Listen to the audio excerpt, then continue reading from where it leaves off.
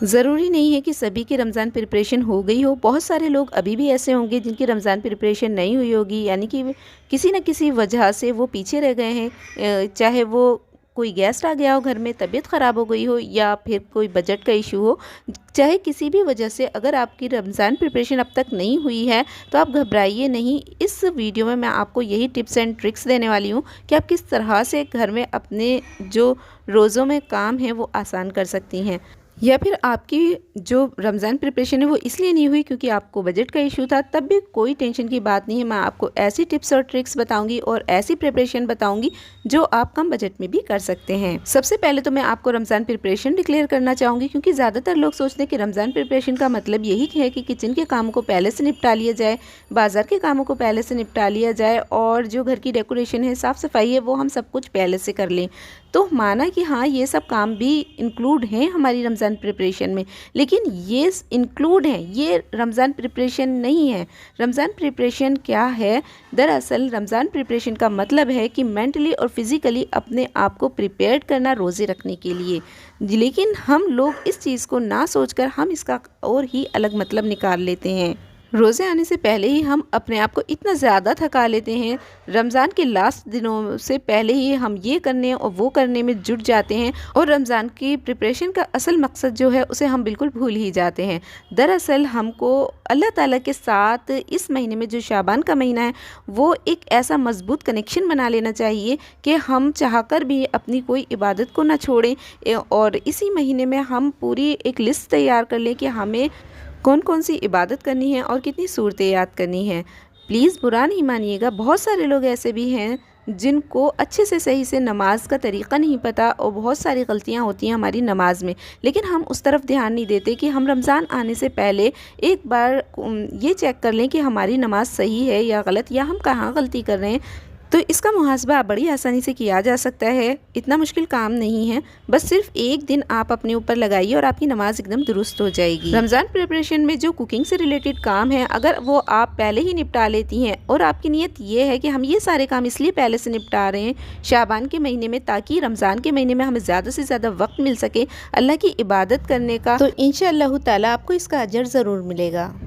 और ज़रूरी नहीं है कि आप बहुत बड़ी बड़ी तैयारियां करें, आप कम बजट वाली छोटी छोटी तैयारियां करके रख सकते हैं, उससे भी आपका बहुत ज़्यादा टाइम बच जाएगा। जैसे कि इन दिनों मार्केट में ना बहुत सस्ते टमाटर आए हुए हैं और काफ़ी अच्छे भी हैं। आगे चलकर ये काफ़ी महंगे हो जाएंगे, तो आप इसकी प्योरी वगैरह बना के रख सकती हैं। इसको बनाना बहुत ही इजी है। आप टमाटर का जो बीच वाला पार्ट होता है उसको निकाल दीजिए, जो हरे पत्ती वाली जगह होती है, और उसको ना 4 पार्ट में कट करके आप पानी में 2-3 मिनट के लिए बॉईल कर लें। उसके बाद आप उसका छिलका उतार लें, आसानी से उतर जाएगा। छिलका उतारने के बाद उसका एक पेस्ट बना लें। पेस्ट बनाने के बाद उसे दोबारा से पैन में डालें और उसको थोड़ा सा पका लें। बस 3-4 मिनट पकाएंगे और आपकी प्यूरी बनकर रेडी है। ना कोई नमक, सिरका वगैरह कुछ भी ऐड करने की ज़रूरत नहीं है। और फिर किसी भी आइसिंग ट्रे या किसी भी सिंपल ट्रे में डाल करके इसके क्यूब्स बना लीजिए कट करके, और एक जिपलॉक बैग में डाल करके इसको रख सकते हैं, और ये काफ़ी लंबे टाइम तक चल जाएगी आराम से। दूसरा है कि आप इस वक्त लहसुन और अदरक दोनों ही काफ़ी सस्ते हैं, आगे चल के महंगे हो जाएंगे, तो इनको भी आप अच्छे से छील लें। छीलने के बाद वॉश कर लें। वॉश करने के बाद इसको ग्राइंड कर लें। जब आप ग्राइंड करें तो इसके अंदर 1 चम्मच नमक का ऐड करें और थोड़ा सा सरसों का तेल ऐड कर दें, 2-4 टेबल स्पून। इससे इसका जो कलर है वो चेंज नहीं होगा, और दूसरा इसकी शेल्फ लाइफ भी बढ़ जाएगी।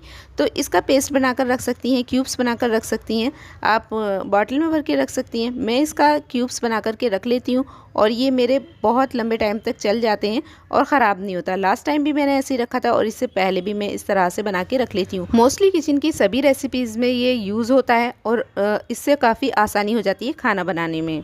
और ये दोनों ही काम ऐसे हैं जिनको आप किचन में खाना बनाते बनाते भी कर सकती हैं, अलग से आपको टाइम निकालने की ज़रूरत नहीं है।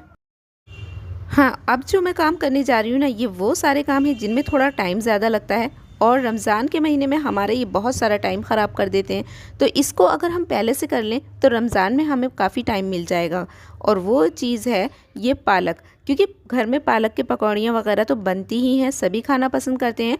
तो पालक को ना आप पहले से अच्छे से साफ़ कर लें, क्योंकि जब गड्डी हम खोलते हैं ना, हम कितना भी अच्छे फ्रेश ले आएँ, कुछ ना कुछ उसमें निकल ही आता है। और इस मामले में मेरी अम्मी बहुत ही स्ट्रिक्ट हैं, वो बाहर से कटवा करके कभी भी नहीं मंगवाती हैं, चाहे कितना भी टाइम लगे वो घर में ही उसे से साफ़ करवाना पसंद करती हैं। तो वो ख़ुद भी लग जाती हैं मेरे साथ और मैं भी। तो घर में आप किसी की हेल्प ले सकते हैं।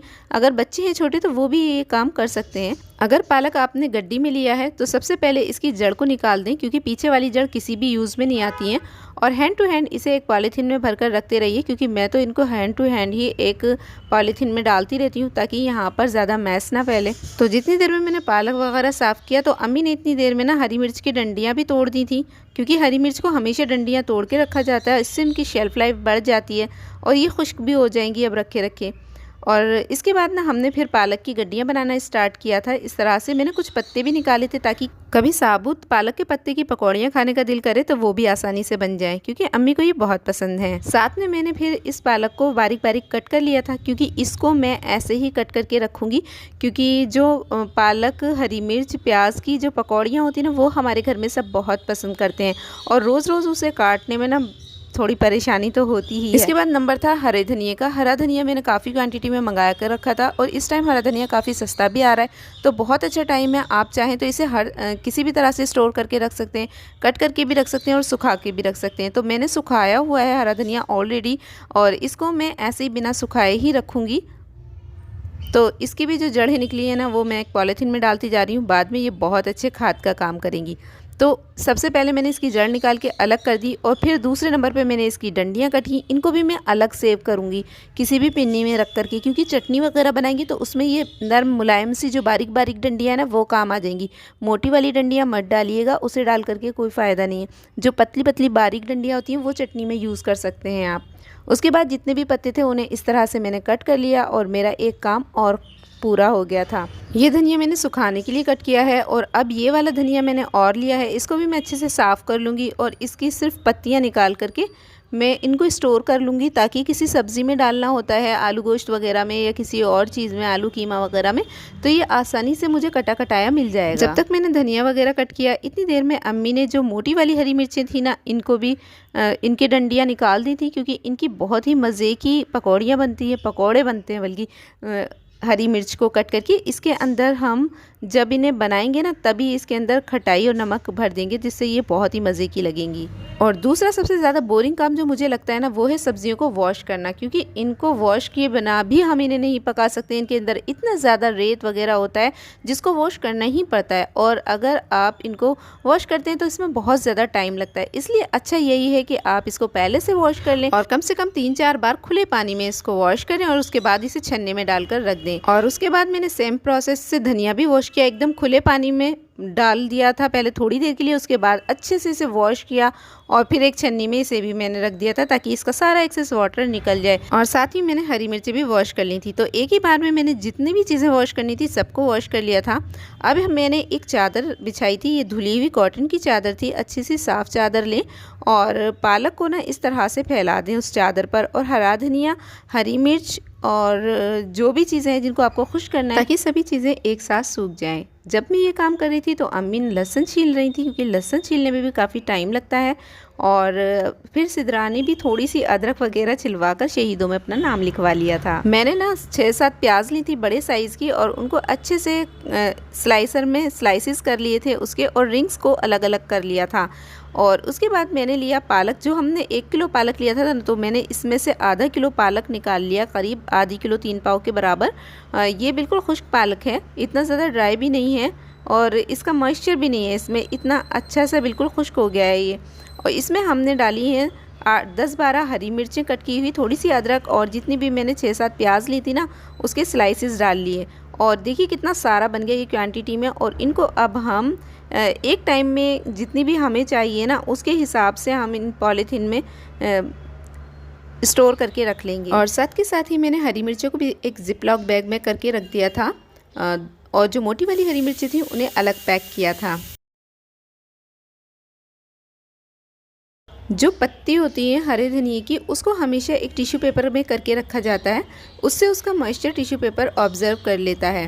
तो इस तरह से मेरे कई पैकेट बन गए थे, और आप भी इस तरह से छोटी छोटी सी तैयारियां करके रख सकते हैं। अगर नहीं की तो अब भी हो सकती हैं। काम के साथ साथ डेली का एक प्रिपरेशन कर लें, यानी कि अगर आप पालक की पकौड़ी बना रही हैं तो अच्छी क्वांटिटी में पालक मंगा लें और उसको कट करके और रख दें।